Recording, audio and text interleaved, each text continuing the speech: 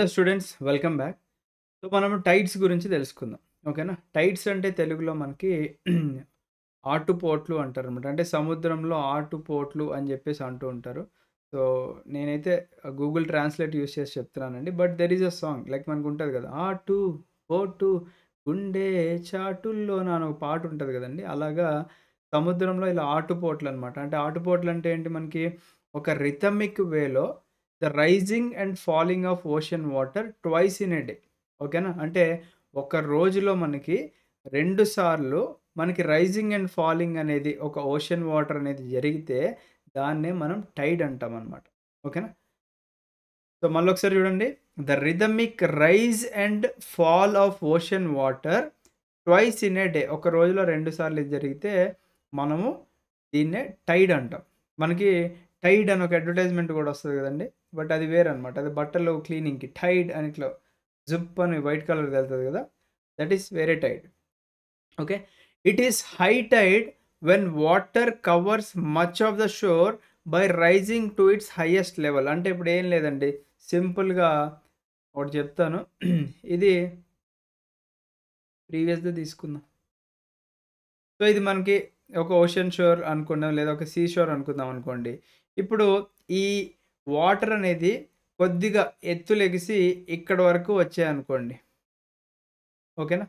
ఇక్కడి వరకు వస్తే దాన్ని ఏమంటామండి మనము హై టైడ్ అంటున్నామనమాట. ఓకేనా? సో, గుర్తుపెట్టుకోండి. It is high tide when water covers much of the shore by rising to its highest level. అంటే అది హై లెవెల్ వచ్చేసి షోర్‌ని ఆల్మోస్ట్ మనకి కవర్ చేస్తే దాన్ని హై టైడ్ అంటాం. అయితే ఇక్కడ ఇంకో పదం ఏమిచ్చారండి మనకి? It is low tide when water falls to the lowest level and recedes from the shore. Receding అంటే ఏంటండి మనకి? అంటే వెనకాలకి వెళ్ళిపోవడం అనమాట. అంటే ఇందాక హై టైడ్ అప్పుడు ఏం చెప్పుకున్నాము? వాటర్ లెవెల్ పెరిగినప్పుడు ఆబ్వియస్‌లీ షోర్ వైపుగా నీళ్ళొస్తాయన్నమాట. అదే వాటర్ లెవెల్ తగ్గినాయి అనుకోండి, ఫర్ ఎగ్జాంపుల్ మనకి ఇక్కడ ఉండాల్సిన వాటర్ ఇక్కడికి వెళ్తాయనుకోండి. ఫర్ ఎగ్జాంపుల్ ఇక్కడికి వెళ్ళినాయనుకోండి. అంటే ఏంటి? వాటర్ లెవెల్ తగ్గినాయి కాబట్టి మన sea shore or ocean shore ఏదైతే ఉందో అక్కడి నుంచి వెనకాలకి వెళ్ళిపోయినాయన్నమాట నీళ్ళన్నీ గూడా. ఓకేనా? Got my point? Yes. So, మరి ఇది ఎందువల్ల అవుతుంది అనేది మీరు తెలుసుకోవాలి. That is very important. Yes. So, చూడండి మెయిన్‌గా మనకి ఇక్కడ చూసుకున్నట్లయితే the strong gravitational pull exerted by the sun and the moon on the earth surface causes the tides అనమాట. సో, చాలా ఇంపార్టెంట్ పాయింట్ అండి ఇది. గుర్తుపెట్టుకోండి. టైడ్స్ మనకెందుకు వస్తాయి అంటే ఇందాక అలలు ఎందుకొస్తాయంటే మనం చూసుకున్నాం. ఓకేనా?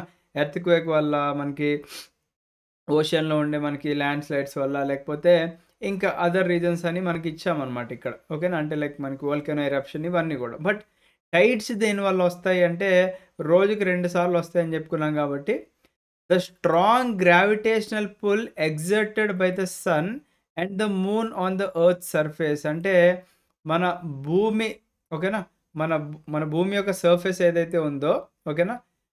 మన భూమి సర్ఫేస్ అండ్ అలాగే మనకి ఇక్కడ సూర్యుడు మరియు చంద్రుడిని ఎగ్జాంపుల్ తీసుకోవాలనమాట. ఎందుకంటే మన భూమి చుట్టూ కూడా గ్రావిటేషనల్ పుల్ అనేది ఉంది. ఇప్పుడు మనం భూమి మీద ఎందుకుంటున్నామండి అంటే మనము మన భూమి పుల్ చేస్తుంది కిందకి. లేదా పుల్ చేయలేదనుకోండి అందరూ ఈ పాటికి గాల్లో ఎగురుతూ ఉండేవాళ్ళనమాట. అంటే భూమికి కూడా గ్రావిటేషనల్ పుల్ ఉందనమాట. అయితే the strong gravitational pull exerted by the sun and the moon on the earth surface. అంటే మనకి భూమి సర్ఫేస్ నుంచి ఇటు సైడ్ సూర్యుడు లాగుతున్నాడు, అటు సైడ్ చంద్రుడు లాగుతున్నాడు అనుకోండి. వాటి వల్ల ఏమవుతుందండి? వాళ్ళు వాళ్ళ వైపు గుంజుకుంటున్నారనమాట. బట్ మన భూమి ఏదైతే ఉందో దానంతట అది సెట్ చేసుకుంటుందనమాట ఇక్కడ. దానివల్ల ఏమవుతుంది? The water on the earth closer to the moon gets pulled under the influence of the moon's gravitational force and causes high tide అనమాట. అంటే చూడండి ఇక్కడ మనకి చంద్రుడి దగ్గరలో ఉన్నాడు. ఇగో మనకి ఎర్త్ ఉంటే ఎర్త్‌కి దగ్గరలో చంద్రుడు ఉన్నాడనమాట. సూర్యుడు అంటే 150 మిలియన్ కిలోమీటర్స్. చంద్రుడు అంటే 3.8 మిలియన్ కిలోమీటర్సే కాబట్టి చంద్రుడి దగ్గరున్నాడు. చంద్రుడు ఏం చేస్తున్నాడు ఇక్కడ అంటే the water on the earth closer to the moon gets pulled under the influence of the moon's gravitational force. ఇప్పుడు మూన్ యొక్క గ్రావిటేషనల్ ఫోర్స్ వల్ల మన భూమి మీద ఉండే నీళ్ళు ఏవైతే ఉన్నాయో అది భూమి ఇట్లా పీల్చుకున్నట్టుగా ఇట్లా పుల్ చేస్తుందనమాట. There is a gravitational pull towards it. So దీనివల్ల ఏమవుతుంది అంటే it causes the high tide. దీనివల్ల మనకి హై టైడ్ అవుతుందనమాట. అయితే during the full moon and new moon days, already మనం full moon and new moon గురించి మళ్ళీ చెప్పుకున్నాము. మళ్ళీ చెప్పుకోము మనము. Full moon and new moon అంటే ఏంటంటే మనకి పౌర్ణమి అండ్ అమావాస్య రోజుల్లో the sun, the moon and the earth are in the same line. ఓకేనా? సో మనకి ఇది చూసుకోండి ఎగ్జాంపుల్, మనకి ఇక్కడ 2 ఇమేజెస్ వస్తున్నాయి కదా! Sun, earth, moon. తర్వాత ఇక్కడ సన్, ఎర్త్, మూన్. ఓకేనా? ఇది ఎప్పుడండి మనకి during the full moon and new moon days అనమాట. అంటే మనకి పౌర్ణమి అండ్ అమావాస్య రోజులు ఏమవుతుందంటే సూర్యుడు, చంద్రుడు మరియు భూమి ఒకటే లైన్ మీద ఉండడం వల్ల మనకి టైడ్స్ హైయెస్ట్ ఉంటాయన్నమాట. ఓకేనా? టైడ్స్ అనేవి హైయెస్ట్ ఉంటాయన్నమాట. దీన్నే మనం ఏమంటాము అంటే మనకి these tides are called the spring tides. వీటిని మనము స్ప్రింగ్ టైడ్స్ అంటాం మనం. ఓకేనా? But when the moon is in its first and last quarter, the ocean waves get drawn in diagonally opposite directions by the gravitational pull of the sun and moon, resulting in low tides. These are called neap tides అని చెప్పేసి అంటున్నారు మనకి ఇక్కడ. ఓకేనా? Yes. So ఇక్కడ ఏం చెప్తున్నారండి మనకి అంటే చూడండి. కలర్ మారింది. Yes. But when the moon is in the first and the last quarter అని చెప్పేసి అన్నారు. అంటే మనకి ఇక్కడ దీన్ని ఫస్ట్ క్వార్టర్ అనుకోండి. లాస్ట్ క్వార్టర్ అంటే nothing but the third quarter. అంటే మూన్ ఇటు సైడ్ ఉంటాయి. అంటే పైన అండ్ అలాగే కింద ఉన్నప్పుడు ఏమవుతుందంటే మనకి the ocean waters get drawn diagonally opposite directions by the gravitational pull of the sun and the moon, resulting in the లో టైడ్స్. అంటే మనకి ఎప్పుడైతే ఒక రైట్ యాంగిల్ ట్రయాంగిల్ ఫామ్ అవుతూ ఉంటుందో, అంటే చంద్రుడికి, భూమికి మరియు సూర్యుడికి, సో ఇక్కడ ఒక రైట్ యాంగిల్ ఫామ్ అవుతుంది అండ్ చంద్రుడు ఇక్కడ ఉన్నప్పుడు కూడా రైట్ యాంగిల్ ఫామ్ అవుతుంది. ఎప్పుడైతే రైట్ యాంగిల్స్లో ఉంటుందో ఆ టైంలో ఏమవుతుందంటే మనకి ఆపోజిట్ డైరెక్షన్స్లో gravitation pull of the sun and moon వల్ల ఆ పుల్ ఉండడం వల్ల అప్పుడు మనకి లో టైడ్స్ అనేవి ఫామ్ అవుతూ ఉంటాయి అన్నమాట. అలాంటి టైడ్స్ని మనము నీప్ టైడ్స్ అని చెప్పేసి అంటాం. ఓకేనా? అలాంటి టైడ్స్ని మనము నీప్ టైడ్స్ అంటాం. ఓకేనా? నెక్స్ట్ ఏమి ఇచ్చారు ఇక్కడ, high tides help in navigation. ఓకేనా? హై టైడ్స్ మనకి నావిగేషన్లో హెల్ప్ అవుతాయంట. They rise the water level close to the shore. ఓకేనా? And this help the ship to arrive at the harbour more easily. ఓకేనా? ఇక్కడ చూడండి, మీరు ఇక్కడ గమనిస్తే ఇక్కడ ఏం చెప్తున్నారండి మనకి ఇక్కడ హై టైడ్స్ గురించి మాట్లాడుకున్నాం కదా. హై టైడ్స్ వల్ల అడ్వాంటేజెస్ ఏంటి మనకి ఇక్కడ అంటే, హై టైడ్స్ నావిగేషన్లో బాగా సహాయపడుతూ ఉంటాయి and they rise the water level. High tide వల్ల మనకి ఏమవుతుందండి, వాటర్ లెవెల్ ఏదంటే రైజ్ అవుతుంది. మనకి వాటర్ లెవెల్ రైజ్ అయినప్పుడు ఏమవుతుందండి, మనకి షిప్స్ అనేవి హార్బర్కి చాలా ఈజీగా రావడానికి అవకాశం ఉంటుందన్నమాట. ఓకేనా? And the high tides also help in fishing. ఈ హై టైడ్స్ వల్ల మనకి చేపలు పట్టడంలో కూడా బాగా సహాయం చేస్తూ ఉంటాయి. Many more fish come closer to the sure during the high tides. అంటే హై టైడ్స్ రావడం వల్ల మనకి ఏమవుతుంది అంటే చేపలు కూడా ఎక్కువ ఒడ్డుకు వస్తూ ఉంటాయి అన్నమాట. దీనివల్ల ఏమవుతుంది, this enables fishermen to get plentiful catch అనమాట. దీనివల్ల ఒక్క వల వేసారంటే కొన్ని వందల వేల చేపలు వస్తూ ఉంటాయి అన్నమాట. So the rise and fall of water due to tides is being used to generate electricity in some places. So దీన్ని టెక్నాలజికల్గా ఎలా వాడుకుంటున్నారండి, మనకి ఈ యొక్క రైజింగ్ అండ్ ఫాలింగ్ వల్ల ఎలక్ట్రిసిటీ కూడా జనరేట్ చేస్తున్నారంట కొన్ని ప్లేసెస్లో. ఓకేనా? సో దీని గురించి ఒక క్లారిటీ వచ్చింది అనుకుంటున్నాను. Rhythmic rise and fall of ocean water twice in a day అని టైడ్స్ అనుకుంటాం. ఓకేనా? సో హై టైడ్ అంటే ఏంటి, వాటర్ షోర్ దగ్గరికి వచ్చేస్తాయి. లో టైడ్ అంటే ఏంటి, మనకి వాటర్ షోర్ దగ్గర నుంచి వెనకాలకి వెళ్ళిపోతాయి. మరి హై టైడ్ ఎప్పుడు వస్తుంది, లో టైడ్ ఎప్పుడు వస్తుందో తెలుసుకున్నాం మనం. స్ప్రింగ్ టైడ్ అంటే ఏంటి, నీప్ టైడ్ అంటే ఏంటో కూడా మనం తెలుసుకున్నాం అనమాట. స్ప్రింగ్ టైడ్ అంటే సింపుల్ గుర్తుపెట్టుకోండి, భూమి, సూర్యుడు, చంద్రుడు ఒకటే లైన్లో ఉంటాయి. ఒకవేళ ఒక లైన్లో ఉండకుండా రైట్ యాంగిల్స్ ఫామ్ అవుతుంది అంటే that is a neap tide. Simple గుర్తుపెట్టుకోండి. రైట్? ఓకే. నెక్స్ట్ ఏం గుర్తుపెట్టుకోవాలి మనం అంటే ఓషన్ కరెంట్స్ గురించి చదువుకుందాం మనం. ఓకేనా? ఎస్ అండి, ఓషన్ కరెంట్స్ గురించి మనం ఇప్పుడు డిస్కస్ చేసుకుంటున్నాము. సో ఓషన్ కరెంట్స్ అంటే ఏం లేదండి, సింపుల్గా they are streams of water flowing constantly on the ocean surface in definite directions అనమాట. అండ్ మనకి ఓషన్స్ ఎన్ని ఉన్నాయండి? 5 ఓషన్స్ అనుకున్నాం. ఏంటవి? పైసా అని చెప్పుకున్నాం కదా! Pacific ocean, Atlantic ocean, Indian ocean, southern ocean and Arctic ocean అని చెప్పేసి. సో, వీటిలో ఏమవుతుందండి మనకి ఆ ఓషన్ సర్ఫేస్ మీద ఏవైతే ఉన్నాయో, ఆ సర్ఫేస్ మీద ఒక డెఫినిట్ అంటే ఒక ప్రాపర్ డైరెక్షన్‌లో ఆ వాటర్ అనేది స్ట్రీమ్ అవుతూ ఉంటే దాన్నే మనం ఓషన్ కరెంట్ అంటాం. ఎగ్జాంపుల్ చూడండి మనకిక్కడ. సో, చూడండి ఇక్కడ. మనకిక్కడ గల్ఫ్ స్ట్రీమ్ గురించి ఎట్లా తిరుగుతూ ఉంటదనేది అక్కడ ఇచ్చారు మనకిక్కడ. నెక్స్ట్ అలాగా ఒక పర్టిక్యులర్ డైరెక్షన్‌లో మనకి తిరుగుతూ ఉంటే వాటినే మనకి ఓషన్ కరెంట్స్ అంటామనమాట. ఓకేనా? అయితే మనకిక్కడ 2 రకాల ఓషన్ కరెంట్స్ ఉంటాయి. ఈ రెడ్ కలర్‌లో మెన్షన్ చేసిందంటే రెడ్ అంటే మనకి రగిలిపోతుంది కాబట్టి వార్మ్ కరెంట్. బ్లూ కలర్‌లో మెన్షన్ చేసింది కోల్డ్ కరెంట్ అనమాట. ఓకేనా? అదే ఇక్కడ ఇస్తారు చూడండి. ఓషన్ కరెంట్స్ అనేవి మనకి వార్మ్ ఉండొచ్చు, కోల్డ్ గూడా ఉండొచ్చు. అయితే జనరల్‌గా మనకి warm currents originate near the equator and move towards the poles. Already మనం ఇది గూడా చెప్పుకున్నాం ప్రీవియస్‌గా ఎర్త్ లైక్ యాక్సిస్ మనకి టిల్ట్ అయి ఉంటుంది. సన్ రేస్ అనేది మాక్సిమం మనకి ఈక్వేటర్ మీద పడుతూ ఉంటదని చెప్పుకున్నాం కాబట్టి, మనకి మాక్సిమం వార్మ్ ఓషన్ కరెంట్స్ అనేవి ఈక్వేటర్ దగ్గర ఒరిజినేట్ అయిపోయి, అవి పోల్స్ వైపుగా వెళ్తూ ఉంటాయన్నమాట. అయితే కోల్డ్ ఓషన్ కరెంట్స్ ఏవైతే ఉన్నాయో, carry water from polar or higher latitudes to tropical or lower latitudes అన్న. మనకిక్కడే తెలుస్తుంది చూడండి.